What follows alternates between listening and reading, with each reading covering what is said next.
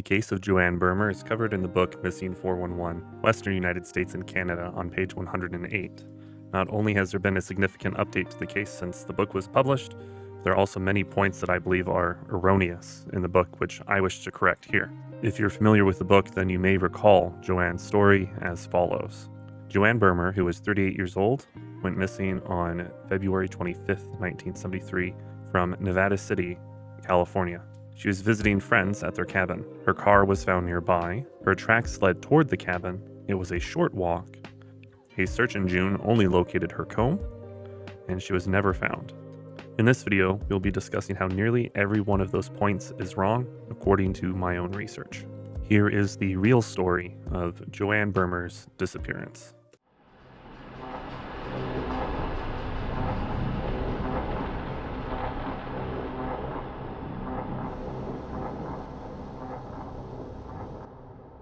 Nevada City was founded in 1849 by European settlers. It was given the name Nevada to reflect the key feature of the surrounding mountains, Nevada meaning snow-covered in Spanish. In 1864, the name was changed from just Nevada to Nevada City in order to distinguish itself from the state of the same name. The town was originally a mining and logging settlement, but today it's on the smaller side of what qualifies for a city, with a population of just over 3,000 in 2010. The city limits cover an area of just 2.2 square miles. The surrounding area is absolutely choked with thick brush, so dense that it's actually a major fire hazard. To alleviate this, in 2018, the city launched an amusingly titled Goat Fund Me, a play on the popular crowdfunding website's name on which the campaign is posted. The goal was to raise $30,000 to get a bunch of goats to eat the dense vegetation. Joanne Dolly Burmer was 25 years old in 1973. She was the daughter of Ruth Schroll, who lived in Reno, Nevada. Joanne herself lived in Colfax, California most of the time, though she was described as living a somewhat hippie lifestyle, bouncing between a few different places and at one time living in a Quonset hut. Around 1970, she met and married Robert Burmer and had a son soon after named Robert Jr. Happiness in the marriage wouldn't last, however, as she became involved with another man, Robert Brownlee. As this is the third Robert in the story, I will just be calling him Brownlee going forward. This relationship was either too much of a strain on the marriage, or the marriage had already fallen apart by this point. I'm not really clear on what came first. Regardless, it seems that Joanne took her son with her as she resumed her more nomadic lifestyle and dated Brownlee. Brownlee was regarded as somewhat of a womanizer by those around him. His relationship with Joanne was considered to be rocky at best, though the full extent of any issues present in the relationship would not be put under the microscope until later. I had some difficulty finding out more information about Joanne and what she was like. It seems as if the hole that she left behind in the lives of those who knew her best was very painful, and they did their best to move on. She had many friends in the area, including Ron Inman and his wife, as well as her on and off boyfriend, Robert Brownlee.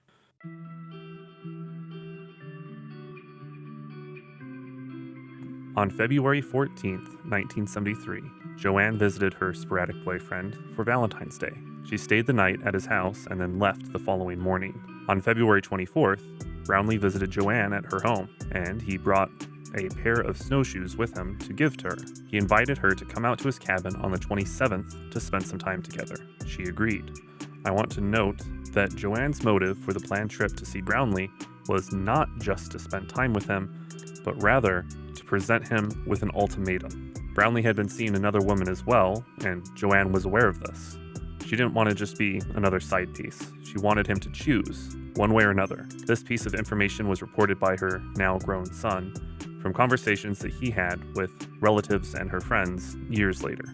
Resuming the story, on the 25th, Joanne arranged for Ron Inman and his wife to watch her child while she went to visit her boyfriend's cabin in Nevada City. These friends would also be her ride to the nearest drop-off point of the cabin along the highway. Finally, the 27th arrived. In a much later interview, her son stated that he still recalls that day. She got into the car, and as he ran to the front door, upset that she was going somewhere without him, they drove away. Ron took her to the drop-off point on Highway 20, and supposedly, that was the last time that she was seen by another person.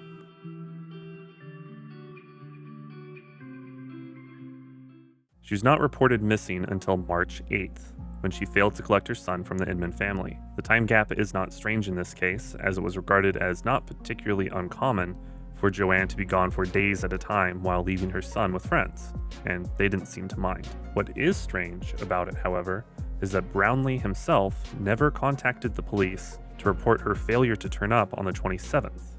When reports were first submitted by the Inmans as well as Joanne's mother Ruth, the deputies took some follow-up information. Namely, Ron alleged that Robert Brownlee, the man that Joanne was going to see, was sometimes violent and they frequently argued. When they questioned Brownlee about this, he denied the accusation, saying that the relationship was absolutely fine, although he did slap her, but hey, that was just one time. Obviously, a comment like that doesn't exactly put the law enforcement officials at ease, so Brownlee was investigated over the course of the following months. A search of his property turned up nothing, however, and he passed a polygraph test, although I will point out that the validity of the polygraph is now well known to be near zero. On Monday, June 11th, 1973, Sheriff Brown and his deputies searched the area along with 50 inmates from the California Youth Authority. They located a comb, but they didn't know if it was Joanne's or not. The sheriff indicated that he would have it identified. He also stated that he didn't know when the next search would be, but he was sure that there would be another search. At this stage, clearly all urgency was lost, as they would be searching for her remains. The sheriff made good on his word to have the comb identified, and there were other items that were found that were not previously reported. A scarf as well as a motorcycle strap were found at the same time as the comb, and all of these items were identified by Joanne's family as belonging to her. It's at this point that I started to notice that newspapers all used the same term when they were talking about how she was getting to the cabin: hike. In fact, it stated that her belongings, the comb, scarf, and strap, were found a mile from the road. Researching further, between where she started at the highway and the cabin itself, Joanne had to hike for 3 miles through the snow. One source indicated that Ruth Schroll, Joanne's mother, hired a private investigator in her desperation to find her daughter. In September of the same year that Joanne went missing, the investigator concluded, without any evidence, that Joanne had simply run off and started a new life somewhere else. Ruth did not accept this answer.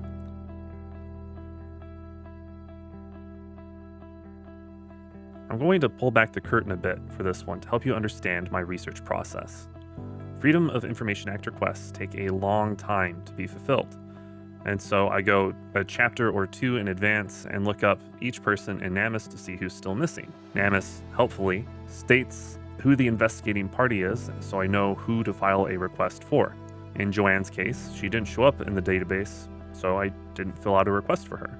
And I assumed that this was one of those ones where the missing person was found as part of the search effort, which is not uncommon for missing 411 cases. Imagine my surprise when, in the book, Paulides emphatically states that Joanne was never found. I thought at first that NamUs was just missing this record.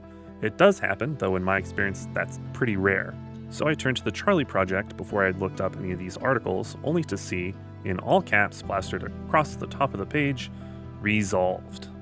In May of 1993, a man cutting firewood in the area found a skull fragment and called the police. It was tested for DNA, and it was determined to be a match for Joanne.